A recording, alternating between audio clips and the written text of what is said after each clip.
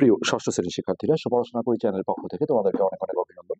আমরা আজকে অর্ধবার্ষিক পরীক্ষার জন্য প্রথম অধ্যায়ের যে প্রস্তুতিমূলক যে সংক্ষিপ্ত প্রশ্ন, তারপরে এমসিকিউ এবং সৃজনশীল করছিলাম, সেই ধারাবাহিকতা আমরা আজকে 3 নম্বর সৃজনশীলটা করছি। তো আগের পার্টগুলো যারা দেখোনি, আমরা এই ভিডিও নিচে প্লে লিস্টের লিঙ্ক দিয়ে দেবো, সেখান থেকে তোমরা দেখে নেবে। তো এখানে বলা হয়েছে, দেখো 1 2 3 4 5 6 7 7টা ভিন্ন ভিন্ন অঙ্ক এখানে আছে, কমা দিয়ে যেহেতু দেওয়া আছে। ক নম্বরে বলেছে অঙ্কগুলোকে একবার ব্যবহার করে 7 অঙ্কের বৃহত্তম এবং ক্ষুদ্রতম সংখ্যা দুটি লিখো। তো আমরা 3-এর ক নম্বরটা করছি। তো আমরা অ্যান্সারটা এইভাবে যদি লিখি যে অঙ্কগুলো একবার ব্যবহার করে 7 অঙ্কেরটা লিখতে পারো, অথবা সরাসরি বৃহত্তম সংখ্যা।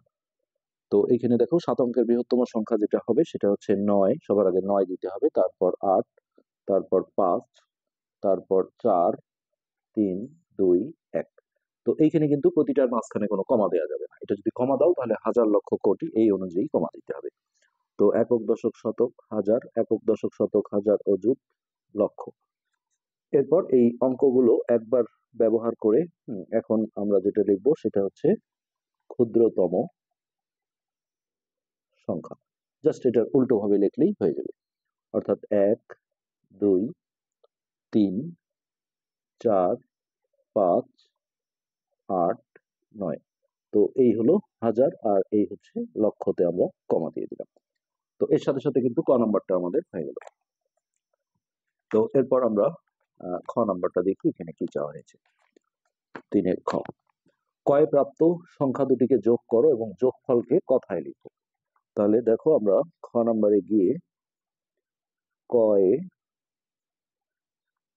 প্রাপ্ত, আমরা যদি উপর নিচ করে লিখি তাহলে দেখো এইভাবে লিখে নিই যে বৃহত্তম সংখ্যা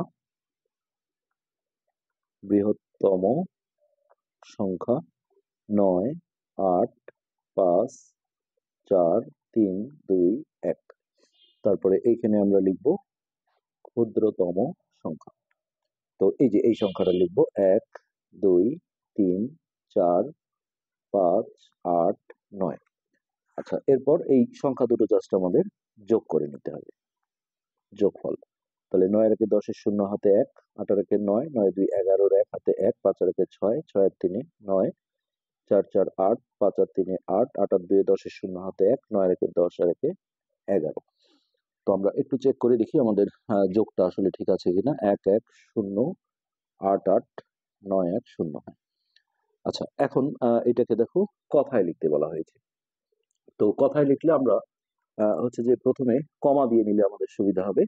এটা আন্তর্জাতিক হলে অবশ্যই উল্লেখ করবে, আর উল্লেখ না করলে এটা বুঝতে হবে যে দেশীয় রীতি।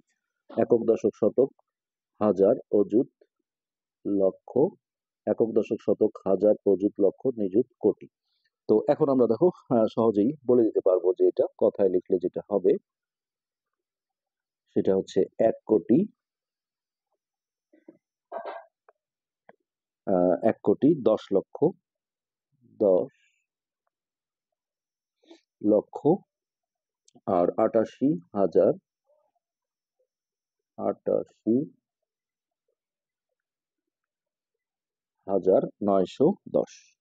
910।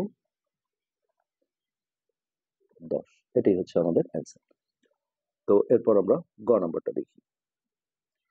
গ নম্বরে যেটা বলা হয়েছে আমরা দেখি কি চাওয়া হয়েছে এখানে।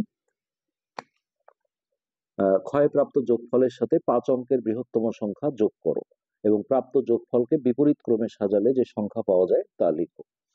তো ওকে, আমরা এই কাজটা এখন করব। তাহলে ক্ষয়ে প্রাপ্ত যোগফল, ক্ষয়প্রাপ্ত যোগফল হচ্ছে 1 1 0 8 8 9 1 0। তো এর সাথে দেখো 5 অঙ্কের বৃহত্তম সংখ্যা যোগ করতে হবে, 5টা 9। তাহলে 5 অঙ্কের বৃহত্তম সংখ্যা, এটা আমাদের এই দিক থেকে বসাতে হবে। 1 2 3 4 5। তারপর এটা আমাদের যোগ করে নিতে হবে। যোগফল 9, 9 একে 10 এর 0 হাতে 1, 9 9 18 আর একে 19 এর 9 হাতে 1, 9 একে 10, 10 আর 8 18 8 হাতে 1। এখানে আসলে জায়গাটা হচ্ছে না, একটু নিচে করি। তো যাই হোক, এটা আমি যোগ করে দেখে করে নিই। 9 9 একে 10 এর 0 হাতে 1, 9 9 18 আর একে 19 এর 9 হাতে 1, 9 একে 10, 10 আর 8 18 8 হাতে 1, 9 একে 10, 10 আর 8 18 8 হাতে 1, হাতের 1 এইখানে আসলো, তারপর 1 1। এটা হচ্ছে আমাদের যোগফল। 3টা 1, 2টা 8, 909। তো এটাকে দেখো এখন বিপরীত ক্রমে লিখতে বলেছে। বিপরীত ক্রমে লিখে পাই, মানে এই উল্টো দিক থেকে লিখতে হবে। অর্থাৎ প্রথমে 9, তারপর 0, তারপরে 9, তারপর 2টা 8, তারপরে 3টা 1। আচ্ছা, এই সংখ্যাটাই লিখতে বলা হয়েছে। এখন আমরা হাজার লক্ষ কোটিতে জাস্ট একটা কমা দিয়ে দেব। তো এটা যদি কথায় চাইতো তাহলে আমাদের কথায় লিখতে হতো, যেহেতু কথায় চাইনি, শুধু সংখ্যাটাই চেয়েছে, সো আমাদের অ্যান্সার কিন্তু অলরেডি হয়ে গেল। তো এটাই ছিল আমাদের আজকের পাঠ। আজকে এ পর্যন্তই। ধন্যবাদ।